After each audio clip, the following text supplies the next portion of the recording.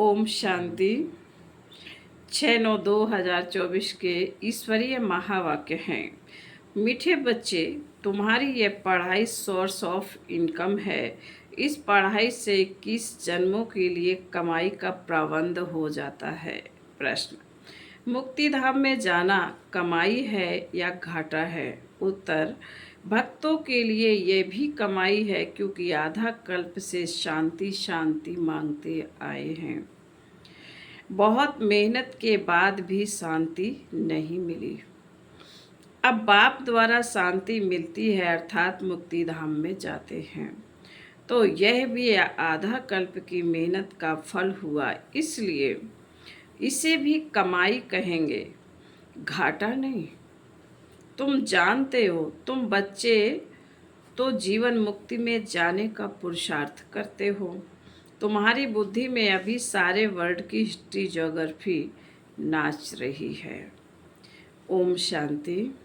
मीठे मीठे रूहानी बच्चों को रूहानी बाप ने यह तो समझाया है कि रूह ही सब कुछ समझती है।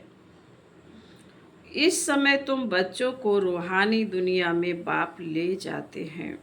उनको कहा जाता है रूहानी दैवी दुनिया। इसको कहा जाता है जिस्मानी दुनिया, मनुष्यों की दुनिया।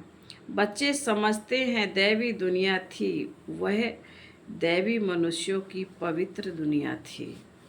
अभी मनुष्य पवित्र है, इसलिए उन देवताओं का गायन पूजन करते हैं। यह स्मृति है कि बरोबर पहले झाड़ में एक ही धर्म होगा। ब्राट रूप में झाड़ पर भी समझाना है। इस झाड़ का बीज रूप ऊपर में है। झाड़ का बीज है बाप, फिर जैसा बीज वैसा फल, अर्थात पत्ते निकलते हैं। यह भी वंडर है ना, कितनी छोटी चीज कितना फल देती है, कितना उनका रूप बदल जाता है। इस मनुष्य सृष्टि रूपी झाड़ को कोई नहीं जानता। इसको कहा जाता है कल्प वृक्ष। इसका बस गीता में ही वर्णन है। सब जानते हैं गीता ही नंबर 1 धर्म का शास्त्र है। शास्त्र भी नंबरवार तो होते हैं ना, कैसे नंबरवार धर्मों की स्थापना होती है, यह भी सिर्फ तुम ही समझते हो और कोई में भी यह ज्ञान होता नहीं। तुम्हारी बुद्धि में है पहले पहले किस धर्म का झाड़ होता है, फिर उनमें और धर्मों की वृद्धि कैसे होती है। इसको कहा जाता है ब्राट नाटक। बच्चों की बुद्धि में सारा झाड़ है। झाड़ की उत्पत्ति कैसे होती है, मुख्य बात है यह। देवी देवताओं का झाड़ अभी नहीं है और सब टालियां खड़ी हैं। बाकी आदि सनातन देवी देवता धर्म का फाउंडेशन है नहीं। यह भी गायन है, एक आदि सनातन देवी देवता धर्म की स्थापना करते हैं, बाकी और सब धर्म विनाश हो जाते हैं। अभी तुम जानते हो कितना छोटा सा दैवी झाड़ होगा, फिर और सब इतने धर्म होंगे ही नहीं। झाड़ पहले छोटा होता है, फिर बड़ा हो जाता है। बढ़ते बढ़ते अभी कितना बड़ा हो गया है। अभी इनकी आयु पूरी होती है। इनसे बने ट्री का मिसाल बहुत अच्छा समझाते हैं। यह भी गीता का ज्ञान है जो बाप बैठ तुम्हें सम्मुख बैठ सुनाते हैं। यह भी गीता का ज्ञान है जो बाप तुम्हें सम्मुख बैठ सुनाते हैं, जिससे तुम राजाओं का राजा बनते हो। फिर भक्ति मार्ग में यह गीता शास्त्र आदि बनेंगे। यह अनादि ड्रामा बना हुआ है, फिर भी ऐसा ही होगा। फिर जो जो धर्म स्थापन होंगे उनका अपना शास्त्र होगा। सिख धर्म का अपना शास्त्र, क्रिश्चियन और बौद्धियों का अपना शास्त्र होगा। अभी तुम्हारी बुद्धि में सारे वर्ल्ड की हिस्ट्री ज्योग्राफी नाच रही है। बुद्धि ज्ञान डांस कर रही है। तुम सारे झाड़ को जान गए हो, कैसे कैसे धर्म आते हैं, कैसे वृद्धि को पाते हैं। फिर अपना एक धर्म स्थापन होता है, बाकी खलास हो जाते हैं। गाते हैं ना, ज्ञान सूर्य प्रगटा, अज्ञान अंधेर विनाश। और बिल्कुल अंधियारा है ना, कितने ढेर मनुष्य हैं फिर यह इतने सब होंगे ही नहीं। बाबा कहते हैं यहाँ इतने ढेर मनुष्य हैं, वहाँ इतने होंगे नहीं। इन लक्ष्मी नारायण के राज्य में यह थे नहीं, फिर एक धर्म स्थापन होना ही है। यह नॉलेज बाप ही आकर सुनाते हैं। तुम बच्चे कमाई के लिए कितनी नॉलेज आकर पढ़ते हो। बाप टीचर बनकर आते हैं तो आधा कल्प तुम्हारी कमाई का प्रबंध हो जाता है। तुम बहुत धनवान बन जाते हो। तुम जानते हो अभी हम पढ़ रहे हैं, यह है अविनाशी ज्ञान रत्नों की पढ़ाई। भक्तों को भक्ति को अविनाशी ज्ञान रत्न नहीं कहेंगे। जो हम भक्ति करते हैं, बाबा कहते हैं उसको अविनाशी ज्ञान रत्न नहीं कहेंगे। भक्ति में मनुष्य जो कुछ पढ़ते हैं उनसे घाटा ही होता है। रतन नहीं बनते हैं। ज्ञान रत्नों का सागर एक बाप को ही कहा जाता, बाकी यह है भक्ति। उसमें कोई भी एम ऑब्जेक्ट है नहीं, कमाई है नहीं। कमाई के लिए तो स्कूल में पढ़ते हैं, फिर भी भक्ति करने के लिए गुरु के पास जाते हैं। कोई जवानी में गुरु करते हैं, कोई बुढ़ापे में गुरु करते हैं, कोई छोटेपन में ही संन्यास ले लेते हैं। कुंभ के मेले पर कितने ढेर आते हैं, सतयुग में तो यह कुछ भी नहीं होगा। तुम बच्चों की स्मृति में सब बातें आ गई हैं। रचता और रचना के आदि मद अंत को तुम जान गए हो। उन्होंने तो कल्प की आयु ही बड़ी कर दी है, ईश्वर सर्वव्यापी कह दिया है। ज्ञान का पता नहीं है। बाप आकर अज्ञान नींद से सुजाग करते हैं। अभी तुमको ज्ञान की धारणा हो जाती है, बैटरी भरती जाती है। ज्ञान से ही कमाई, ज्ञान से है कमाई और भक्ति से है घाटा। टाइम पर जब घाटे का समय पूरा होता है तो फिर बाप कमाई कराने आते हैं। मुक्ति में जाना वह भी कमाई है। शांति तो सब मांगते रहते हैं, शांति देवा कहने से बुद्धि बाप तरफ चली जाती है। कहते हैं विश्व में शांति हो, परंतु वह कैसे होगी यह किसी को भी पता नहीं। शांति धाम सुख धाम अलग अलग होते हैं, यह भी नहीं जानते हैं। जो पहला नंबर है उनको भी शांति का पता नहीं था। जो पहला नंबर का था उनको भी शांति का पता नहीं था।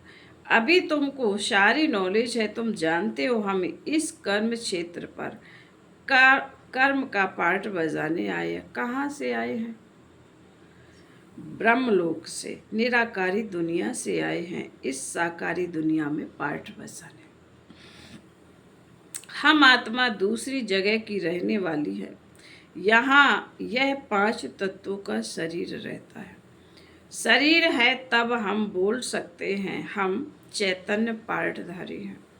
अभी तुम ऐसे नहीं कहेंगे कि इस ड्रामा के आदि मदंत को हम नहीं जानते, आगे नहीं जानते थे।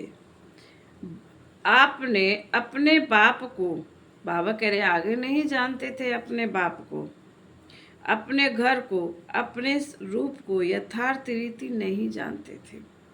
अभी जानते हैं आत्मा कैसे पार्ट बजाती रहती है। स्मृति आई है, पहले स्मृति नहीं थी। तुम जानते हो सच्चा बाप ही सच सुनाते हैं, जिससे हम सचखंड के मालिक बनते हैं। सच के ऊपर भी सुख मनी में है, सच के ऊपर भी सुख मनी में है। सत कहा जाता है सचखंड को, देवताएं सब सच बोलने वाले होते हैं। सच सिखलाने वाला है बाप, उनकी महिमा देखो कितनी है। गाई हुई महिमा तुमको काम में आती है। शिव बाबा की महिमा करते हैं वही झाड़ के आदि मदंत को जानते हैं। सच बाप सुनाते हैं तो तुम बच्चे सच बन जाते हो। बाबा कहते सच बाप सुनाते हैं तो तुम बच्चे सच बन जाते हो। सचखंड भी बन जाता है। भारत सचखंड था। नंबर 1 ऊंचते ऊंच तीर्थ भी यह है, क्योंकि सर्व की सद्गति करने वाला बाप भारत में ही आते हैं। एक धर्म की स्थापना होती है, बाकी सबका विनाश हो जाता है। बाप ने समझाया है सूक्ष्म वतन में कुछ है नहीं, यह सब साक्षात्कार होते हैं। भक्ति मार्ग में भी साक्षात्कार होता है। साक्षात्कार नहीं होता तो इतने मंदिर आदि कैसे बनते हैं?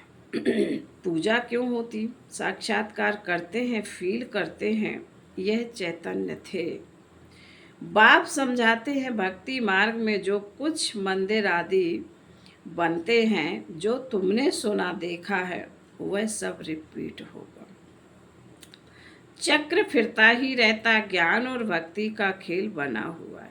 हमेशा कहते हैं ज्ञान भक्ति वैराग, परंतु डिटेल कुछ नहीं जानते। बाप बैठ समझाते हैं ज्ञान है दिन, भक्ति है रात, वैराग है रात, फिर दिन होता है। भक्ति में है दुख, इसलिए उसका वैराग। सुख का तो वैराग नहीं कहेंगे। सन्यास आदि भी दुख के कारण लेते हैं, समझते हैं पवित्रता में सुख है, इसलिए स्त्री को त्याग कर चले जाते हैं। आजकल तो धनवान भी बन गए हैं, क्योंकि संपत्ति बगैर तो सुख मिल ना सके। माया वार कर जंगल से फिर शहर में ले आती है। विवेकानंद और रामकृष्ण भी 2 बड़े सन्यासी होकर गए हैं। सन्यास की ताकत रामकृष्ण में थी, बाकी भक्ति का समझाना करना वह विवेकानंद का था। दोनों की पुस्तकें हैं। पुस्तक जब लिखते हैं तो एकाग्रचित होकर बैठ लिखते हैं। रामकृष्ण जब अपनी बायोग्राफी बैठ लिखते हैं तो शिष्य को भी कहा तुम जाकर दूर बैठो। था बहुत तीखा कड़ा सन्यासी, नाम भी बहुत है। बाप ऐसे नहीं कहते कि स्त्री को माँ कहो, बाप तो कहते उनको भी आत्मा समझो। आत्माएं तो सब भाई भाई हैं। सन्यासियों की बात अलग है। उसने स्त्री को माँ समझा, माँ की बैठ बढ़ाई की। यह ज्ञान का रास्ता है, वैराग की बात अलग है। यह ज्ञान का रास्ता है, वैराग की बात अलग है। वैराग में आकर स्त्री को माँ समझा। माता अक्षर में क्रिमिनल आई नहीं होगी, इसलिए उसने माँ समझा। बहन में भी क्रिमिनल दृष्टि जा सकती है, माता में कभी खराब ख्यालात नहीं जाएंगे। बाप की बच्ची में भी क्रिमिनल दृष्टि जा सकती है, माँ में कभी नहीं जाएगी। सन्यासी स्त्री को माँ समझने लगा। उनके लिए ऐसे नहीं कहते कि दुनिया कैसे चलेगी, पैदाइश कैसे होगी। वह तो एक को वैराग आया, माँ कह दिया। उनकी महिमा देखो कितनी है। एक को वैराग आया, स्त्री को माँ कहा। बाबा कहते हैं देखो उनकी महिमा कितनी है। यहाँ बहन भाई से भी बहुतों की दृष्टि जाती है, इसलिए बाबा कहते हैं भाई भाई समझो। यह है ज्ञान की बात, वह है एक की बात। यहाँ तो प्रजापिता ब्रह्मा की संतान ढेर भाई बहन है। बाप बैठ सब बातें समझाते हैं। यह भी तो शास्त्र आदि पढ़ा हुआ है।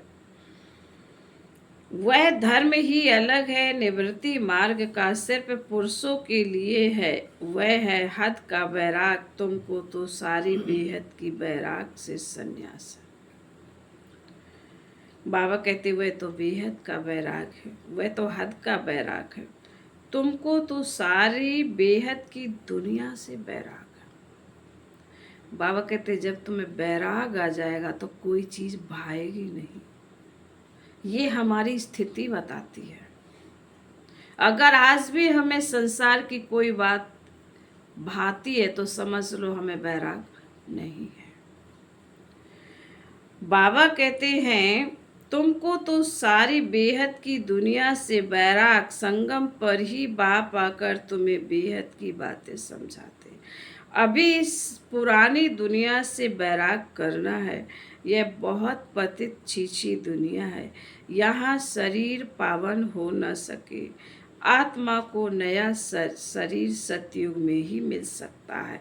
भल यहाँ आत्मा पवित्र बनती है परंतु शरीर फिर भी अपवित्र रहता है। जब तक कर्मातीत अवस्था हो, सोने में खाद पड़ती है तो जेवर भी खाद वाला बनता है। खाद निकल जाए तो जेवर भी सच्चा बनेगा। और इन लक्ष्मी नारायण की आत्मा और शरीर दोनों सतो प्रधान है। तुम्हारी आत्मा और शरीर दोनों ही तमो प्रधान काले हैं। आत्मा कामचिता पर बैठ काली बन गई है। बाप कहते हैं फिर हम आकर सांवरे से गोरा बनाते हैं। यह ज्ञान की सारी बात है, बाकी पानी आदि की बात नहीं। सब कामचिता पर बैठ पतित बन पड़े हैं, इसलिए राखी बंधवाई जाती है कि पावन बनने की प्रतिज्ञा करो। बाप कहते हम आत्माओं से बात करते हैं। मैं आत्माओं का बाप हूँ जिसको तुम याद करते आए हो। बाबा आओ हमको सुख धाम में ले चलो। दुख हरो, कलयुग में होते हैं अपार दुख। बाप समझाते हैं तुम काम चिता पर बैठ काले तमो प्रधान बन गए हो। अब मैं आया हूँ काम चिता से उतार ज्ञान चिता पर बिठाने के लिए। अब पवित्र बन स्वर्ग में चलना है। बाप को याद करना है। बाप कशिश करते हैं, बाबा के पास युगल आते हैं। एक को कशिश होती है, दूसरे को नहीं होती है। बाबा के तो बनते हैं। बाबा ने कहा बाबा के पास स्त्री पुरुष दोनों आते, एक को कशिश होती है, एक को नहीं होती है। पुरुष ने फट से कह दिया हम इस अंतिम जन्म में पवित्र रहेंगे, काम चिता पर नहीं चढ़ेंगे। ऐसे नहीं कि निश्चय हो गया। निश्चय अगर होता तो बेहद बाप को पत्र लिखते, कनेक्शन में रहते। कह तो दिया पर निश्चय नहीं। आज बाबा मुरली में कह रहे हैं सुना है पवित्र रहते हैं, अपने धंधे आदि में ही मस्त रहते हैं। बाप की याद ही कहाँ है। ऐसे बाप को तो बहुत याद करना चाहिए। स्त्री पुरुष का आपस में कितना प्यार होता है, पति को कितना याद करती है। बेहद के बाप को तो सबसे जास्ती याद करना चाहिए। गायन भी है ना, प्यार करो चाहे ठुकराओ, प्यार करो चाहे ठुकराओ। हम हाथ कभी ना छोड़ेंगे। ऐसे नहीं यहाँ आकर रहना है, वह तो फिर सन्यास हो गया। घर बार छोड़ यहाँ आकर रहे। तुमको तो कहा जाता है गृहस्थ व्यवहार में रहते पवित्र बनो। यह पहले तो भट्टी बननी थी जिससे इतने तैयार हो निकले। उनका भी बहुत अच्छा वृतांत है। जो बाप का बनकर अंदर यज्ञ में रह करके रूहानी सर्विस नहीं करते हैं। बाबा सुनो क्या कह रहे हैं कि जो बाप का बनकर अंदर यज्ञ में रह करके रूहानी सर्विस नहीं करते, वह जाकर दास दासियां बनते हैं। फिर पिछाड़ी में नंबर वार पुरुषार्थ अनुसार ताज मिल जाता है। उन्हों का भी घराना होता है, दास दासियों का भी बाबा कहते घराना होता है। प्रजा में नहीं आ सकते। कोई बाहर का आए अंदर वाला नहीं बन सकता। बल्लभाचारी बाहर वालों को कभी अंदर आने नहीं देते। यह सब समझने की बातें हैं। ज्ञान है सेकंड का। फिर बाप को ज्ञान का सागर क्यों कहा जाता है? समझाते रहते हैं, पिछाड़ी तक समझाते ही रहेंगे। बाबा समझाते रहते हैं, पिछाड़ी तक समझाते रहेंगे। जब राजधानी स्थापन हो जाएगी तुम कर्मातीत अवस्था में आ जाएंगे। फिर ज्ञान पूरा हो जाएगा, सेकंड की बात है, परंतु फिर समझाना पड़ता है। हद के बाप से हद का वर्षा, बेहद का बाप विश्व का मालिक बना देते हैं। तुम सुख धाम में जाएंगे तो बाकी सब शांति धाम में चली जाएंगे। वहाँ तो है ही सुख। यह तो खातरी है। बाप आए हैं, हम नई दुनिया के मालिक बन रहे हैं। राजयोग की पढ़ाई से हम नई दुनिया के मालिक बन रहे हैं, राजयोग की पढ़ाई से। फिर बाबा कहते अच्छा बच्चे हो, मीठे मीठे शिकील दे बच्चों प्रति मात पिता, बाप दादा का याद प्यार और गुड मॉर्निंग। रूहानी बाप की रूहानी बच्चों को नमस्ते। हम रूहानी बच्चों की रूहानी मात पिता बाप दादा को याद प्यार, गुड मॉर्निंग और नमस्ते नमस्ते नमस्ते। ओम शांति। धारणा के लिए मुख्य सार बाबा ने पहली पॉइंट में कहा है, इस पतित छीछी दुनिया से बेहद का बैराग रख, आत्मा को पावन बनाने का पूरा पूरा पुरुषार्थ करना है। एक बाप की ही कशिश में रहना है। नंबर 2, ज्ञान की धारणा से अपनी बैटरी भरनी है। ज्ञान रत्नों से स्वयं को धनवान बनाना है। अभी कमाई का समय है, इसलिए घाटे से बचना है। क्या कहा बाबा ने? अभी ये कमाई का समय है, इसलिए बाबा कहते हैं घाटे से बचना है। वरदान, ज्ञान रत्नों को धारण कर व्यर्थ को समाप्त करने वाले होली हंस भव। ज्ञान रत्नों को धारण कर व्यर्थ को समाप्त करने वाले होली हंस भव। होली हंस की 2 विशेषताएं हैं। एक है ज्ञान रत्न चुगना और दूसरा निर्णय शक्ति द्वारा दूध और पानी को अलग करना।